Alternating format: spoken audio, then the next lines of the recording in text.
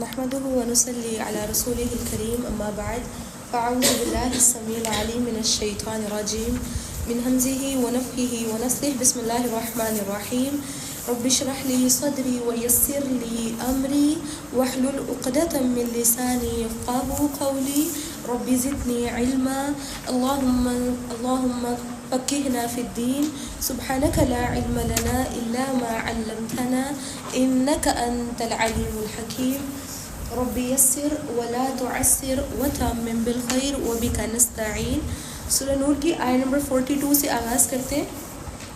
اللہ رب العزت نے فرمایا الم تر ان اللہ یسبح له من فی السماوات والارض والطیر صافات. اللہ تعالیٰ نے فرمایا کہ آپ دیکھتے نہیں کہ آسمانوں اور زمین میں جو کچھ بھی ہے اور فضا میں پر پھیلائے ہوئے پرندے بھی سب اللہ کی تسبیح کر رہے ہیں. ہر مخلوق کو اپنی نماز اور تسبیح کا طریقہ معلوم ہے. اللہ نے فرمایا کل قد علم صلاته وتسبیحه. اللہ تعالیٰ نے ہر مخلوق کو اس کی نماز یعنی اس کی عبادت اور تسبیح کا طریقہ سکھا دیا. یعنی ہر مخلوق اللہ کی بندگی کرتی ہے, اللہ کی اطاعت کرتی ہے اور اللہ کی عبادت کرتی ہے, اور جو کچھ وہ کرتے ہیں اللہ سب کچھ جانتا ہے. اتنی بات سے قد علم کل قد علم, ہر ایک مخلوق جانتی ہے. دیکھیں اللہ نے ان سب کو علم عطا کیا, لیکن انسان کو اللہ نے فطرتی علم عطا نہیں کیا, بلکہ اللہ نے انسان کو اس کی تلاش کے لیے رکھ دیا کہ انسان خود فطرت سلیم کے اندر انسان کے دل میں علم کی محبت رکھ دی, لیکن بعد میں انسان کو حکم دیا کہ اب وہ خود تلاش کرے کون سا صحیح علم ہے, کون سا حق ہے, کون سی بات حق ہے, کون سا طریقہ غلط ہے, کون سا باطل. اور پھر اللہ تعالیٰ نے فرمایا اللہ تعالیٰ خوب جاننے والا جو لوگ عمل کرتے ہیں. وَلِلَّهِ مُلْكُ السَّمَاوَاتِ وَالْأَرْضِ, آسمانوں اور زمینوں کی بادشاہی اللہ ہی کے لیے ہے اور اسی کی طرف لوٹ کر جانا ہے. أَلَمْ تَرَ أَنَّ اللَّهَ يُزْجِي سَحَابًا, کیا تم دیکھتے نہیں کہ اللہ بادل کو آہستہ آہستہ چلاتا ہے, پھر بادل کے اجزاء کو آپس میں ملا دیتا ہے, پھر اسے تیبتہ بنا دیتا ہے, پھر تو دیکھتا ہے. اللہ تعالیٰ نے فرمایا فَتَرَ الْوَدْقَ يَخْرُجُ مِنْ خِلَالِ, پھر تم دیکھتے ہو کہ اس کے درمیان سے بارش کے قطرے ٹپکتے ہیں اور وہ آسمان سے ان پہاڑوں کی بدولت جو اس میں بلند ہیں اولے برساتا ہے, پھر جسے چاہتا ہے ان سے نقصان پہنچاتا ہے اور جسے چاہتا ہے ان سے بچا لیتا ہے, اور اس کی بجلی کی چمک آنکھوں کو اچک لے جانے والی ہوتی ہے. اللہ رب العالمین نے غور و فکر کی دعوت دی. دیکھیں وہ رب چاہتا, دیکھیں سمندر کے پانی سے بارش آتی ہے, ایسے ہی نا ہم نے یہ بات پڑھی ہے بہت اچھی طرح, یہ سب بات جانتے ہیں کہ بادل پانی کہاں سے لیتے ہیں, سمندر کا. سمندر کا پانی اگر انسان کی اسکن پہ لگ جائے نا تو انسان کو الرجی یا ریش ہونا شروع ہو جاتا ہے, جلن ہونے لگ پڑتی ہے. انسان کو وہاں سے صاف پانی سے ہاتھ دھونا پڑتا ہے, جسم کا حصہ دھونا یا صاف کرنا پڑتا ہے. لیکن وہی پانی جب بادل بن کے بارش بن کے ہمارے اوپر برستا ہے ایک پروسیس سے گزرنے کے بعد, تو دیکھیں وہی پانی رحمت بھی ہے, برکت بھی ہے, میٹھا بھی, ایون حدیث سے پتہ چلتا ہے اس پانی میں شفا بھی ہوتی ہے. دیکھیں یہ کون کرتا ہے, اللہ رب العالمین نے پورا نظام بنایا نا. لیکن اس کے باوجود کچھ لوگ کہتے ہیں یہ بارش فلاں چیز کی وجہ سے ہو گئی, بارش فلاں چیز کی وجہ سے ہو رہی ہے, یا ایسے اور ایسے. یہ تو اللہ کی قدرت ہے. اور پھر اللہ تعالیٰ نے فرمایا اللہ تعالیٰ ہی رات اور دن کو الٹ پلٹ کرتا رہتا ہے, بے شک دیکھنے والوں کے لیے ان نشانیوں میں عبرت کا سامان ہے. دیکھیے انسان تو وہ ہے نا جس کو چاہیے کہ جب وہ بادل دیکھے اس کو رب کی یاد آئے, بارش دیکھ کے اس کو رب تعالیٰ کی یاد آ جائے, وہ دن رات کو دیکھے, وہ سورج نکلتا دیکھ رہا, اس کے دل میں اللہ کی محبت اور ایمان میں اضافہ ہوتا ہے. اور پھر فرمایا اللہ تعالیٰ نے واللہ خلق کل دابۃ من ماء, اللہ تعالیٰ نے ہر چلنے والے جاندار کو پانی سے پیدا کیا. انسان کو ویسے اللہ تعالیٰ نے مٹی سے پیدا کیا ہے, لیکن انسان کا جو نسل آگے بڑھتی ہے وہ پانی کے قطرے سے. اور پھر دیکھا جائے تو انسان دنیا میں بھی آ جاتا تو اس کے بعد بھی پانی کے بغیر انسان کا گزارا نہیں. تو پھر اللہ تعالیٰ نے فرمایا ان جانوروں میں سے کچھ ایسے ہیں جو اپنے پیٹ کے بل چلتے ہیں, کچھ 2 پاؤں پر چلتے ہیں, کچھ 4 پاؤں پر چلتے ہیں, جو کچھ وہ چاہتا ہے پیدا کر دیتا ہے. بے شک اللہ تعالیٰ ہر چیز پر قدرت رکھنے والا, یعنی وہ رب چاہے 4 پاؤں پر چلنے والی مخلوق پیدا کر دے, دو پاؤں پر چلنے والی پیدا کر دے، اور فرمایا ہم نے صاف صاف حقیقت بتانے والی آیات اتار دی ہیں، اور سیدھا راستے کی طرف رہنمائی کے لیے تو اللہ تعالیٰ جسے چاہتا ہے چن لیتا ہے۔ منافق لوگ کہتے ہیں کہ ہم اللہ پر اور اس کے رسول پر ایمان لائے ہیں، ہم نے اطاعت قبول کر لی ہے، ثم يتولى فريق منهم من بعد ذلك، پھر اس کے بعد ان کا ایک گروہ منہ پھیر لیتا ہے۔ اللہ تعالیٰ نے فرمایا وما اولئک بالمؤمنین، یہ لوگ اصل میں مومن ہے ہی نہیں۔ اس سے کیا پتہ چلتا ہے کہ اللہ تعالیٰ ظاہر انسان کے زبان سے کہے ہوئے کلمات کے مطابق فیصلہ نہیں کرتے، اللہ تعالیٰ بندے کا دل دیکھتے۔ اور پھر فرمایا جب انہیں اللہ اور اس کے رسول صلی اللہ علیہ وسلم کی طرف بلایا جاتا ہے تاکہ رسول ان کے درمیان فیصلہ کر دیں، تو کچھ لوگ اعراض کرنے لگتے ہیں، اور ہر حق ان کی موافقت میں ہو تو بڑی فرما برداری کر کے چلے آتے ہیں۔ اللہ تعالیٰ نے فرمایا افی قلوبہم مرض، کیا ان کے دلوں میں نفاق کی بیماری ہے، یا وہ شک میں پڑے ہوئے ہیں، یا وہ اس بات سے ڈرتے ہیں کہ اللہ اور اس کے رسول ان کی حق تلفی کر جائیں گے، بلکہ حقیقت یہ ہے کہ وہ لوگ خود ہی ظالم ہیں۔ اور فرمایا انما كان قول المؤمنین اذا دعوا الى اللہ ورسولہ، مومنوں کو تو یہ ہونا چاہیے تھا کہ جب انہیں اللہ اور اس کے رسول صلی اللہ علیہ وسلم کی طرف بلایا جائے تاکہ وہ ان کے درمیان فیصلہ کر دیں، تو وہ کیا کہتے ان یقولوا، ان کو کہنا چاہیے تھا سمعنا واطعنا، ہم نے سن لیا اور ہم نے مان لیا۔ یعنی بندہ مومن کا کیا طرز عمل ہونا چاہیے کہ جب کسی سنت کے مطابق فیصلہ کرنے کی بات آئے، جب زندگی میں کوئی بھی معاملہ نپٹانے کی بات آئے، تو بندہ مومن کا کیا طرز عمل ہونا چاہیے، وہ اللہ کے نبی کی حدیث اور وہ قرآن دیکھے اور پھر کیا کہے سمعنا، ہم نے اللہ کی بات سن لی، اللہ کا حکم سن لیا، واطعنا، اور ہم نے بس ماننی بھی اسی کی۔ پھر اسی طرح اللہ تعالیٰ نے فرمایا ایسے ہی لوگ فلاح پانے والے۔ اس دور میں یہ سین تھا کہ جن لوگوں نے یعنی منافقین نے اگر اپنے حق میں کوئی فیصلہ کروانا ہوتا اور ان کو پتہ ہوتا کہ اللہ کے نبی کے پاس جانے سے فیصلہ ہوگا تو وہ اللہ کے نبی کے پاس چلے جاتے، اور ان کو پتہ ہوتا کہ اگر ہم اللہ کے نبی کے پاس جائیں گے تو فیصلہ ظاہری بات ہے ہم باطل پر ہیں، ہم غلط ہیں، ہمارے حق میں فیصلہ نہیں ہوگا، تو وہ اپنا فیصلہ کعب بن اشرف کے پاس لے جایا کرتے تھے، کعب بن اشرف سے فیصلہ کروا لیا کرتے تھے۔ تو اللہ تعالیٰ نے فرمایا یہ اپنی زبانوں سے کہتے ہیں مومن ہیں، لیکن جب فیصلہ کروانے کی بات آتی ہے تو یہ ان کے پاس چلے جاتے ہیں جن کے حق میں فیصلہ کرتے ہیں۔ تو اللہ رب العزت نے فرمایا وَمَن يُطِعِ اللَّهَ وَرَسُولَهُ وَيَخْشَ اللَّهَ وَيَتَّقْهِ، جو شخص اللہ اور اس کے رسول کی اطاعت کرے گا، صرف اتنا ہی کافی نہیں بلکہ صرف اللہ رب العالمین سے ڈرے گا، وَيَتَّقْهِ، اور تقوی بھی اختیار کرے گا۔ دیکھیں دو علیحدہ چیزیں آ رہی، ہم تقوی کو اللہ کا ڈر کہہ دیتے ہیں، یہاں پہ دو علیحدہ ٹرمز یوز ہیں، وَيَخْشَ اللَّهَ، اللہ کا خوف رکھے گا، علم رکھتے ہوئے اللہ سے ڈرے گا، وَيَتَّقْهِ، اس کی نافرمانی سے بچے گا، گناہوں سے بچے گا، تو فرمایا فَأُولَٰئِكَ هُمُ الْفَائِزُونَ، ایسے ہی لوگ اعلیٰ درجوں پر فائز ہونے والے، ایسے ہی لوگ بامراد ہیں۔ ہم بھی چاہتے ہیں کہ ہم لوگ کامیاب لوگوں میں شامل ہو جائیں، تو دیکھیے اللہ رب العالمین نے بتا دی، پیچھے کیا فرمایا اولئک هم المفلحون، کامیاب ہونے والے۔ اور کامیابی کب ملے گی؟ جب اللہ اور اس کے رسول کے حکم سن کے کیا کہنا ہے آپ کو اور مجھے بھی، کیا کہنا ہے سمعنا، سن لیا، اب ہم نے ماننی بھی اپنے رب کی۔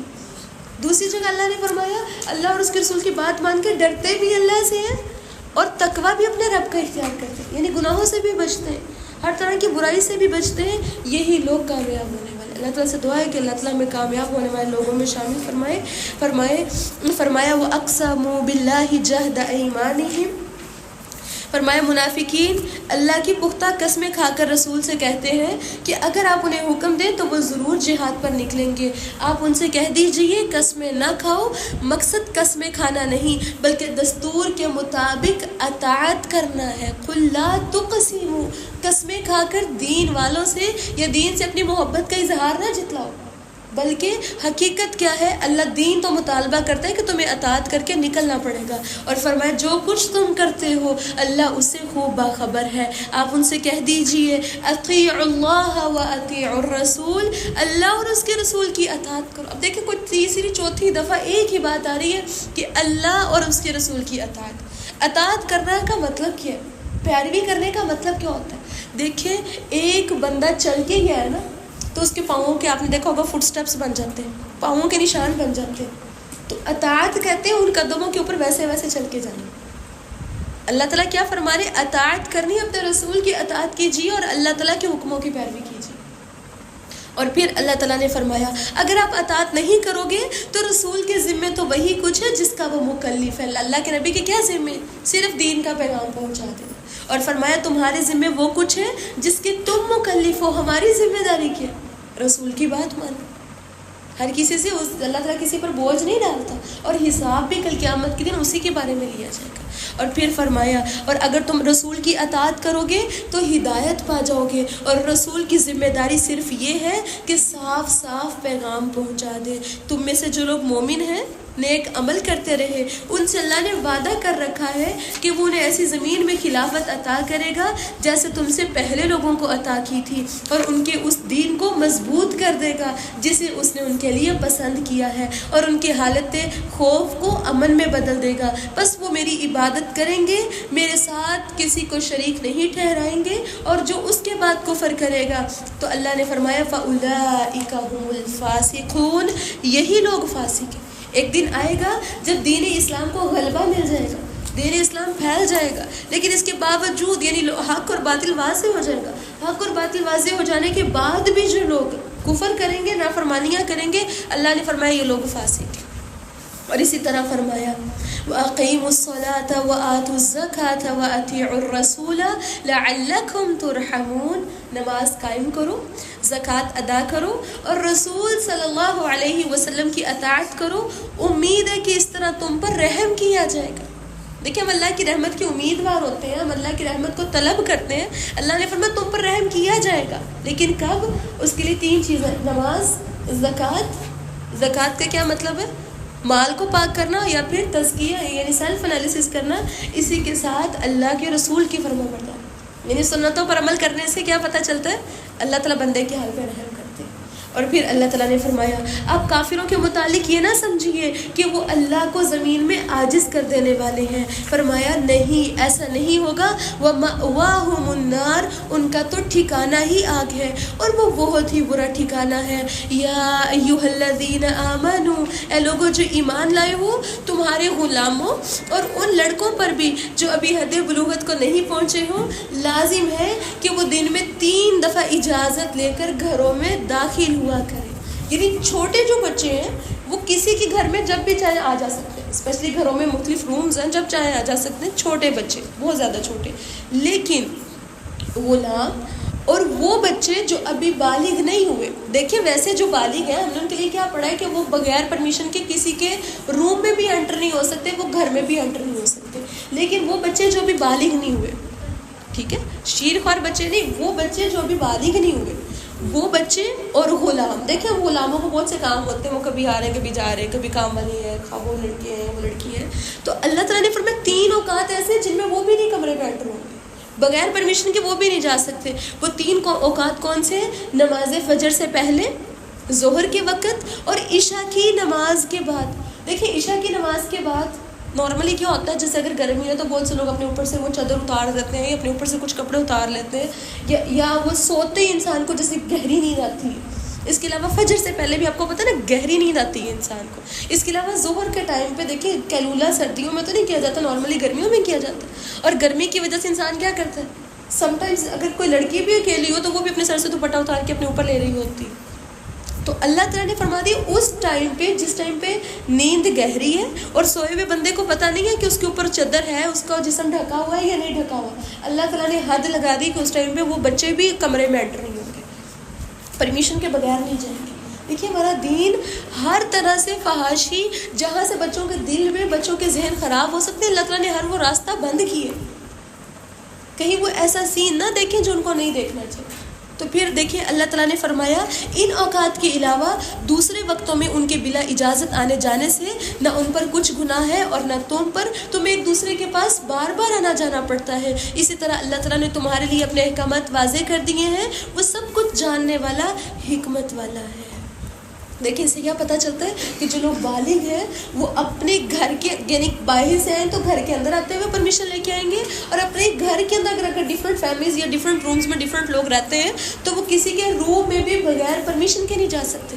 آج ہم جب لوگ گھروں میں اکٹھے رہتے ہیں تو کیا کیا جاتا ہے، خوب نظر رکھی جاتی ہے، کبھی وہ نکر کے اندر سے دیکھا جا رہا ہوتا ہے، کبھی باتیں سنی جا رہی ہوتی ہیں. دین اسلام نے اس طرح کی ہر چیز پہ مکمل پابندی لگا دی. اور پھر اللہ تعالیٰ نے فرمایا وَإِذَا بَلَغَ الْأَطْفَالُ مِنْكُمُ الْحُلُمَ، جب تمہارے لڑکے بلوغت کی عمر کو پہنچ جائے تو فرمایا وہ بھی اس طرح اجازت لیا کریں جیسا کہ ان سے پہلے ان کے بڑے اجازت لیتے رہے، یعنی وہ بچے جب بڑے ہو جائیں وہ تب اجازت لے کے جایا کریں۔ اللہ تعالیٰ اسی طرح اپنے احکامات تمہارے لیے کھول کر بیان کرتا ہے۔ اللہ تعالیٰ سب کو جاننے والا اور حکمت والا ہے۔ وَالْقَوَاعِدُ مِنَ النِّسَاءِ اللَّاتِي لَا يَرْجُونَ نِكَاحًا، اور وہ عورتیں جو جوانی کی عمر کو گزار بیٹھی ہیں، نکاح کی توقع نہیں رکھتی، اگر وہ اپنی چادر اتار کر سر ننگا کر لیں تو ان پر کچھ بھی گناہ نہیں، شرط یہ ہے کہ وہ زیب و زینت کی نمائش نہ کرنے والی ہوں۔ ایک ایج ایسی آتی ہے عورتوں کی زندگی میں جہاں پہ نکاح کی رغبت ختم ہے، ہر قسم کی فیشن یا وہ جو زیب و زینت اختیار کرتی ہیں ہر چیز کی وہ لگن اور رغبت ختم ہو جاتی ہے، تو اگر وہ ان کے سر سے دوپٹہ اتر بھی گیا تو اس میں مطلب اگر وہ پردہ نہیں بھی کرتی تو کوئی حرج نہیں۔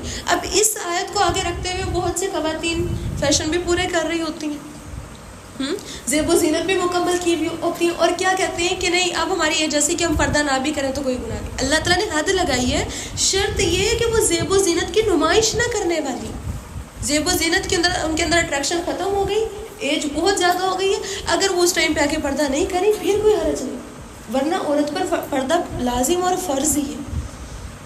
اور پھر اللہ تعالیٰ نے فرمایا تاہم اگر وہ چادر اتارنے سے پرہیز کریں گے، یعنی اگر پھر بھی وہ پردہ کریں گی تو یہ ان کے حق میں بہتر ہے۔ واللہ سمیع علیم، اللہ خوب سننے والا خوب جاننے والا ہے۔ لیس علی الاعمى حرج، اس بات میں نہ اندھے پر کوئی حرج ہے، نہ لنگڑے پر کوئی حرج ہے، نہ مریض پر، اور نہ خود تمہارے لیے کوئی حرج ہے کہ تم اپنے گھروں سے کھانا کھاؤ، اپنے باپ دادا کے گھروں سے کھانا کھاؤ، یا اپنی ماں اور نانی کے گھروں سے، یا اپنے بھائیوں بہنوں چچاؤں پھوپھیوں ماموں یا خالاؤں کے گھروں سے کھاؤ، یا ان کے گھروں سے جن کے تم سرپرست ہو، یا اپنے دوست کے ہاتھ سے کھا لو۔ یعنی رشتے اللہ تعالیٰ نے گنوا دیے، ان گھروں میں جا کر تم کچھ بھی کھا سکتے ہو، تم پر کوئی پابندی نہیں، یعنی ان گھروں میں گئے ہیں بھوک لگی اب خود کھانا بنائے کھا سکتے ہو کیونکہ اللہ نے حکم دیا، لیکن یاد رکھیے کہ اس کا ہرگز یہ مطلب نہیں ہے کہ کسی نے لاکر میں کوئی چیز رکھی ہوئی ہے، اس بیچارے نے کچھ اوپر چھپا کے رکھا ہے پھر آپ چڑھ کے وہی ڈھونڈ کے کھا رہے ہو، اس طرح کی چیزیں نہیں۔ لیکن اللہ تعالیٰ نے کیا فرمایا، دیکھیں کسی نے پرمیشن مانگی تھی کہ میں اپنے بیٹے کے گھر گئی ہوں، یعنی ماں کہہ رہی ہے کہ میں اپنے بیٹے کے گھر گئی، ظاہر بات ہے بیٹے جب شادی ہو جاتی ہیں تو وہ علیحدہ ہو جاتے ہیں، تو وہ ماں پوچھ رہی تھی سوال کسی عالم سے کہ کیا میں اپنے بیٹے کے گھر جا کے خود اپنی مرضی سے کچھ پکا کے کھا سکتی، یعنی وہاں سے خود ہی کھانا اٹھا کے کھا سکتی۔ تو دیکھیں اللہ تعالیٰ نے آیات میں کیا فرمایا کہ تمہارے بیٹے، تمہاری بیٹیاں، تمہارے والدین، تم ان کے گھروں سے خود کھا بھی سکتے ہو، اس میں کوئی حرج نہیں، یعنی یہاں پہ تکلف والی زندگی نہیں ہے۔ اور پھر ساتھ ہی اللہ تعالیٰ نے فرمایا نہ اس بات میں کوئی گناہ ہے کہ تم سب مل کر کھاؤ، اور ساتھ ہی فرمایا یا علیحدہ علیحدہ کھاؤ، البتہ جب تم گھروں میں داخل ہوا کرو تو اپنے گھر والوں کو سلام کہا کرو۔ حدیث سے پتہ چلتا ہے کہ جب لوگ مل کر کھاتے ہیں تو اس سے برکت آ جاتی ہے۔ اسی طرح اللہ کے نبی صلی اللہ علیہ وسلم کے بارے میں ام المؤمنین ام سلمہ بیان کرتی ہیں، ان کے بیٹے تھے ابو سلمہ، وہ بھی چھوٹے سے تھے کہ ان کے والد جو ہیں فوت ہو گئے، تو وہ اللہ کے نبی صلی اللہ علیہ وسلم کے پاس ہی تھے۔ کہتے ہیں کہ ایک دن میں نبی صلی اللہ علیہ وسلم کے ساتھ کھانا کھا رہا تھا، پلیٹ میں سب کی طرف ہاتھ بڑھا رہا تھا، تو آپ صلی اللہ علیہ وسلم نے مجھے فرمایا کہ اپنے سامنے سے کھانا کھاؤ۔ اللہ کے نبی صلی اللہ علیہ وسلم نے پہلی بات تو یہ اکٹھے مل کر کھانے کا حکم دیا، اور اس میں یہ فرمایا ہے کہ جب مل کے کھایا جاتا ہے تو اس میں برکت ہوتی ہے، یعنی تھوڑا کھانا زیادہ لوگوں کو کافی ہو جاتا ہے۔ پھر اس طرح کھانے کے ٹیبل پہ یعنی اکٹھے بیٹھ کے کھانے کے کچھ آداب بھی سکھائے، اپنے آگے سے کھایا جائے، پھر کھانے کی آواز نہ آئے، اور بہت سی چیزیں ہیں، ایک علیحدہ ٹاپک ہے۔ پھر اسی طرح اللہ تعالیٰ نے فرمایا جب تم گھروں میں داخل ہوا کرو تو سلام کہا کرو۔ دیکھیں یاد رکھیے گا ہمارے گھروں کے باہر اصل میں شیاطین، بہت سے شیاطین باہر لائن میں سمجھ لیں کھڑے ہوئے ہوتے ہیں، اور وہ اس انتظار میں ہوتے ہیں کہ گھر میں کوئی بندہ انٹر ہو بغیر بسم اللہ پڑھے، بغیر دعا پڑھے یعنی کہ، اور بغیر سلام کہے۔ جب ایک بندہ سلام اور دعا کہے بغیر گھر میں انٹر ہوتا ہے تو وہ سارے کے سارے شیاطین اس کے ساتھ اندر آ جاتے ہیں، کیونکہ شیطان خود دروازہ نہیں کھول سکتے اور خود بخود اندر نہیں آ سکتے۔ تو آپ امیجن کیجیے جب گھروں میں شیطان آئیں گے تو رحمتیں برکتیں کہاں سے آئیں گی؟ جس جگہ شیطان ہوتا ہے وہاں رحمت کے فرشتے نہیں آتے، اور جہاں رحمت کے فرشتے ہیں وہاں شیطان نہیں ہوتا۔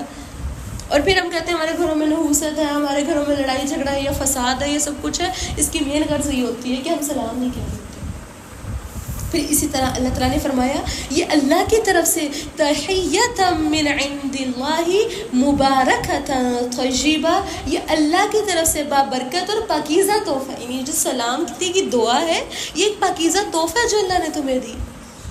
پھر اسی طرح جب کسی مجلس میں اکٹھے بیٹھے ہوں تو سلام کہہ کے آ کے بیٹھ جانا چاہیے، لیکن ایک بات یاد رکھیے گا، خطبہ جمعہ ہو رہا ہو یا قرآن پڑھایا جا رہا ہو تو اس ٹائم پہ خاموشی سے آ کے بیٹھ جانا چاہیے، جب مجلس ختم ہو تو پھر سلام کہا جا سکتا ہے۔